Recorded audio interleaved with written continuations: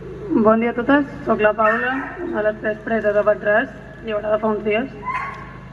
Abans de res, voldria enviar una abraçada immensa a totes aquelles empresonades, detingudes o ferides aquests darrers dies.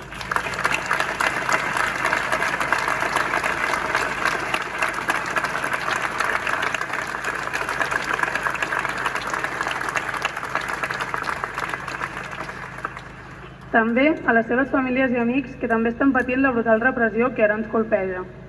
No han estat dies fàcils per ningú i moltes joves han viscut per primera vegada la cara més fosca de l'aparell repressor de l'Estat.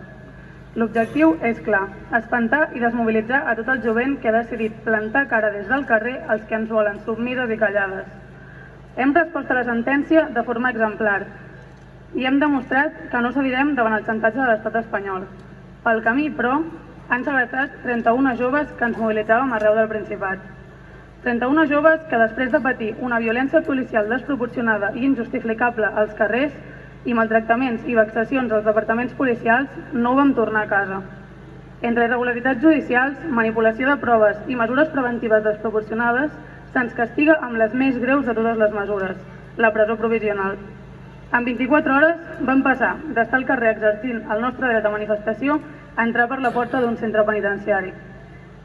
M'agradaria desmarcar-me una mica del relat que l'està popularitzant respecte a les preses i presos polítiques.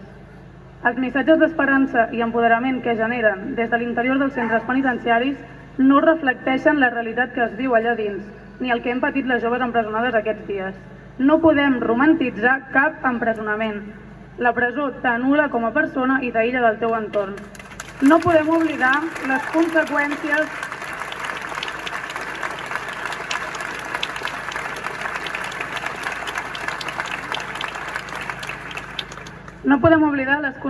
que això genera en cada persona empresonada i hem de lluitar fins que totes estiguin a casa. Vull recordar també a totes les oblidades aquests dies, totes aquelles a les que no ens referim o no comptabilitzem com a preses polítiques, els noms de les quals no seran mai cridats dalt d'un escenari.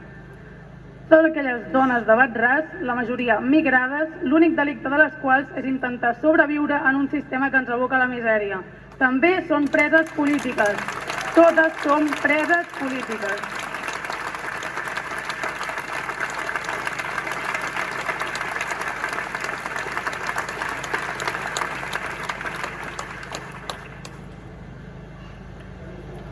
Per acabar, vull agrair tot el suport que hem rebut aquests dies, tant des dels grups de suport com de totes aquelles que heu sortit al carrer o ens heu enviat cartes sense conèixer-nos.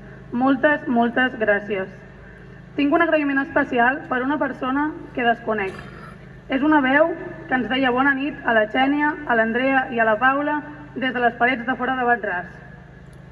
En la línia del que expressava abans, però, la Xènia, l'Andrea i la Paula no érem les úniques a Batràs que ens mereixíem un bona nit, que ens mereixíem que s'exigís la nostra llibertat o que se'ns enviessin cartes o tinguéssim un grup de suport.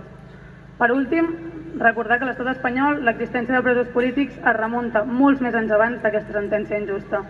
Andrea, llibertat, llibertat, preses polítiques, a terra, al mur de les presons. Gràcies.